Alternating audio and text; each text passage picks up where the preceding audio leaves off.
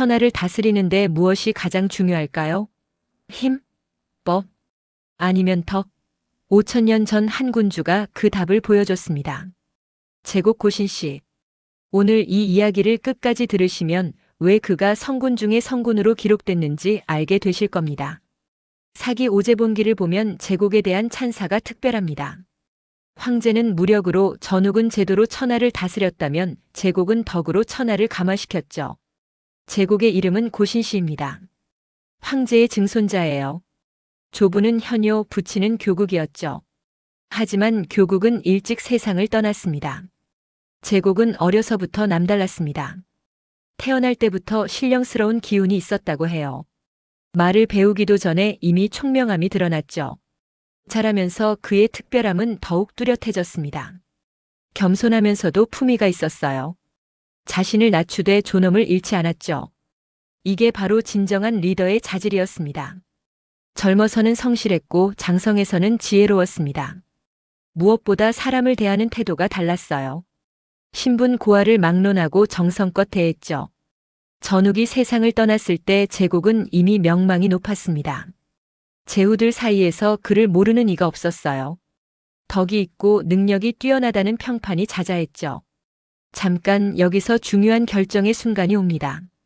전욱에게는 여러 아들이 있었습니다. 당연히 그중 한 명이 제위를 이어받아야 했죠. 하지만 제후들의 생각은 달랐습니다. 회의가 열렸습니다. 누가 다음 천자가 될 것인가? 전욱의 아들 궁공을 추대하자는 의견이 나왔어요. 혈통으로는 당연한 선택이었죠. 하지만 반대 의견도 만만치 않았습니다. 천하는 한 사람의 것이 아니라 만백성의 것이라는 거였어요. 가장 훌륭한 사람이 다스려야 한다는 주장이었죠. 이때 제국의 이름이 거론됐습니다.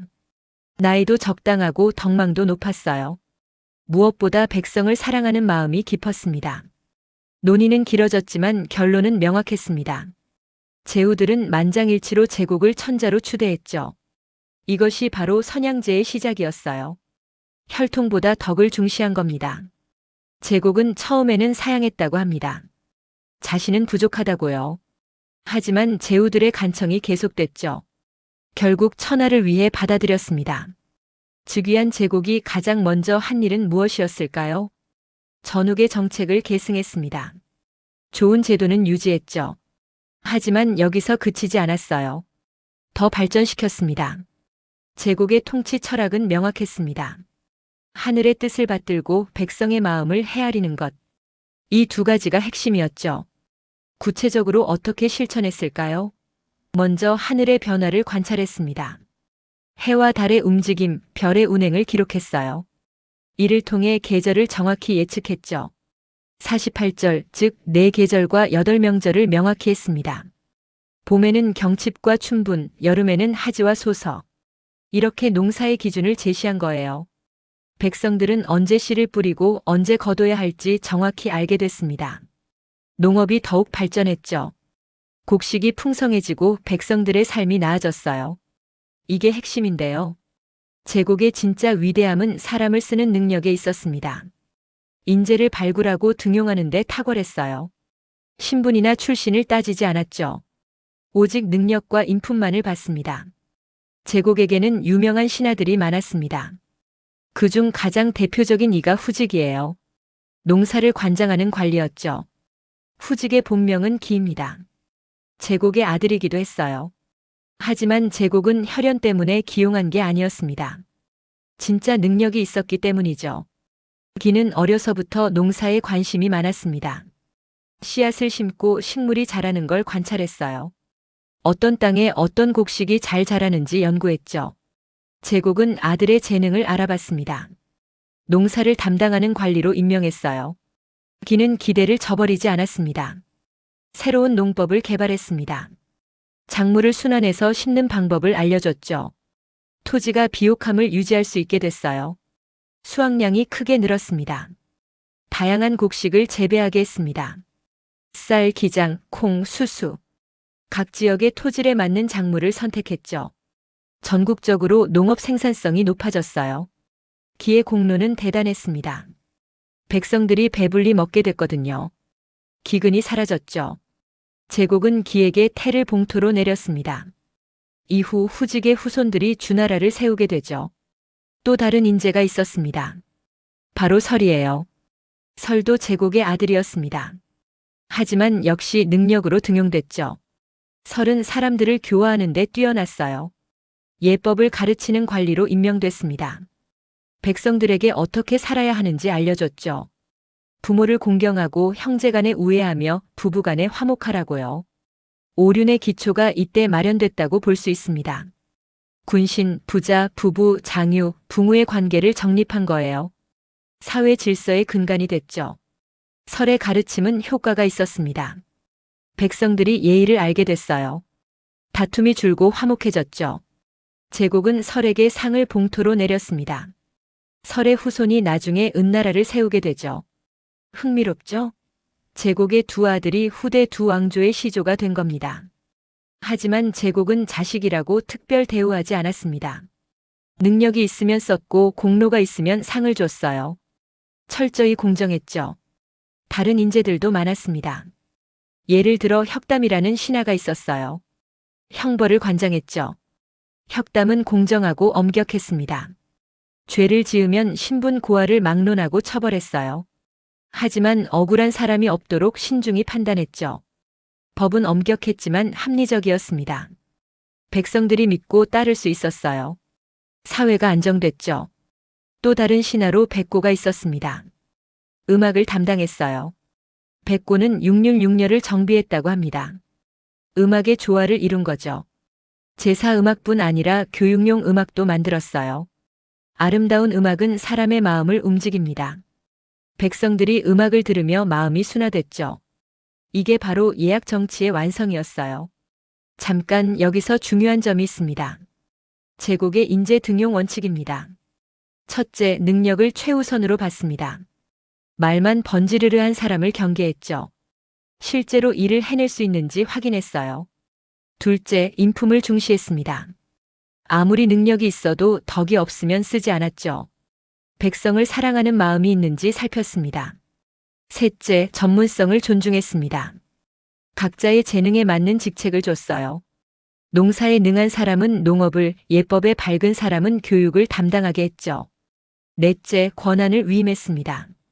일을 맡긴 후에는 믿고 맡겼어요. 세세하게 간섭하지 않았죠. 대신 결과에 대해서는 책임을 물었습니다. 다섯째, 공정하게 평가했습니다. 친소관계와 상관없이 업적을 평가했어요. 공로가 있으면 상을 주고 잘못이 있으면 벌을 줬죠. 이런 원칙 덕분에 유능한 인재들이 제국 주위에 모여들었습니다. 천하의 인재를 다 모은 것 같았어요. 제국 자신은 어떤 통치자였을까요?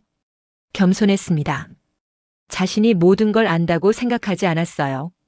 신하들의 의견을 경청했죠. 좋은 제안이 있으면 즉시 받아들였습니다. 관대했습니다. 작은 잘못은 용서했어요. 사람은 누구나 실수할 수 있다고 생각했죠. 기회를 줬습니다. 하지만 같은 실수를 반복하면 엄하게 다뤘어요. 검소했습니다. 화려한 궁궐을 짓지 않았어요.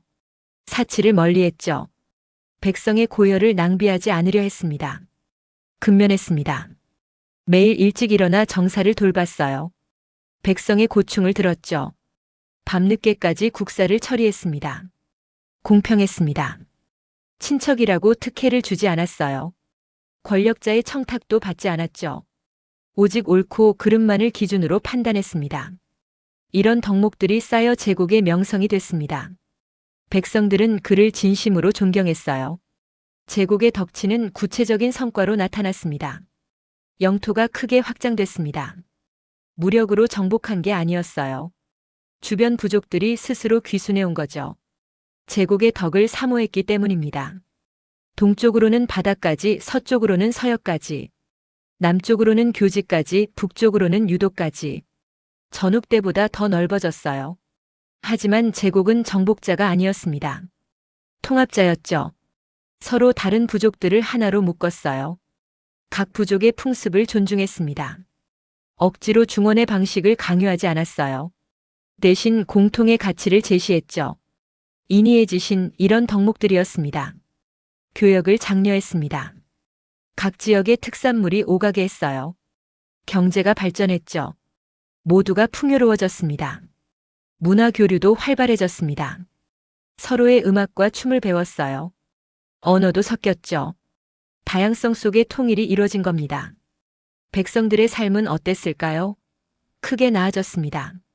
농업 생산이 늘어 먹거리가 풍족했어요. 기근이 사라졌죠. 집집마다 창고에 곡식이 가득했습니다. 질서가 잡히면서 범죄가 줄었습니다. 법이 공정하게 집행됐거든요. 억울한 일을 당해도 호소할 곳이 있었어요. 교육이 보급됐습니다. 예법을 배우고 음악을 즐겼죠. 문화 수준이 높아졌습니다. 무엇보다 희망이 있었습니다. 노력하면 더 나은 삶을 살 수 있다는 믿음이요. 신분이 낮아도 능력이 있으면 출세할 수 있었거든요. 이게 바로 태평성대였습니다. 백성들이 편안하고 행복한 시대였죠. 제국의 통치는 70년 넘게 이어졌다고 합니다. 그 긴 세월 동안 큰 혼란이 없었어요. 사실 이게 더 놀라운 겁니다. 화려한 전쟁이나 극적인 사건은 없었죠. 그저 조용히 평화가 지속됐어요. 이게 바로 최고의 통치였습니다. 제국에게는 4명의 아들이 있었습니다. 요, 지, 기, 설이죠. 요는 나중에 천자가 됩니다. 오제 중 4번째로요. 지는 방탕했다고 기록돼 있어요. 기는 후직이 돼 농업을 발전시켰죠. 설은 은나라의 시조가 됐고요. 제국은 아들들을 공평하게 대했습니다. 능력에 따라 역할을 줬어요. 기대하되 강요하지 않았죠. 각자의 길을 가게 했습니다. 요를 후계자로 정한 건 그의 덕 때문이었습니다. 가장 나이가 많아서가 아니었어요. 가장 어지럽기 때문이죠. 이것도 제국의 지혜였습니다. 나라는 사유물이 아니라는 인식이요. 가장 훌륭한 사람에게 물려줘야 한다는 생각이었죠. 제국이 세상을 떠나자 천하가 슬퍼했습니다. 위대한 군주를 잃은 상실감이 컸죠. 하지만 그가 남긴 유산은 사라지지 않았습니다. 덕치의 전통이 이어졌어요. 요가 그것을 계승했죠. 자, 정리해드리겠습니다. 제국의 위대함은 무엇이었을까요? 강력한 군사력? 화려한 업적? 아니었습니다. 사람을 얻는 능력이었죠. 인재를 알아보고 등용하는 해안, 그들을 믿고 맡기는 용기, 공정하게 평가하는 원칙. 이것이 제국의 힘이었어요. 덕으로 다스린다는 게 무엇인지 제국이 보여줬습니다. 백성을 사랑하고 신하를 존중하며 스스로를 낮추는 것. 이게 진짜 리더십이었죠. 제국시대의 중국 문명은 한 단계 더 성숙했습니다. 무력이 아닌 덕으로, 강제가 아닌 가마로. 이런 통치가 가능하다는 걸 증명한 거예요. 후대 유학자들이 이상으로 삼은 성군의 모습, 그 원형이 바로 제국이었습니다. 공자가 꿈꾸던 왕도 정치의 표본이었죠. 흥미로운 건 제국의 영향이 직계 후손뿐 아니라 사상적으로도 이어졌다는 점입니다. 맹자가 말한 인정, 순자가 강조한 예치. 모두 제국의 통치에서 배울 수 있는 것들이죠. 사기가 제국을 기록하며 특별한 찬사를 보낸 이유가 있습니다. 그는 단순히 착한 왕이 아니었어요. 효과적인 통치자였죠. 덕과 능력을 겸비한 완벽한 군주였습니다. 오늘날 리더십을 논할 때도 제국의 지혜는 유효합니다. 사람을 얻는 자가 천하를 얻는다는 진리, 그것을 5000년 전 제국이 증명했어요. 능력 있는 사람을 알아보는 안목, 그들에게 기회를 주는 관대함, 공정하게 평가하는 원칙, 겸손하게 경청하는 자세. 이 모든 게 오늘날에도 필요한 덕목들입니다. 제국 고신씨. 화려하지는 않지만 깊이 있는 통치를 한 군주. 70년 넘는 평화를 이룬 성군. 후대 모든 왕들이 본받고자 한 이상적 군주상. 그의 이야기는 단순한 옛날 이야기가 아닙니다. 리더십과 통치의 본질을 보여주는 영원한 교과서죠. 5000년이 지난 지금도 우리에게 묻고 있습니다. 진정한 리더란 무엇인가?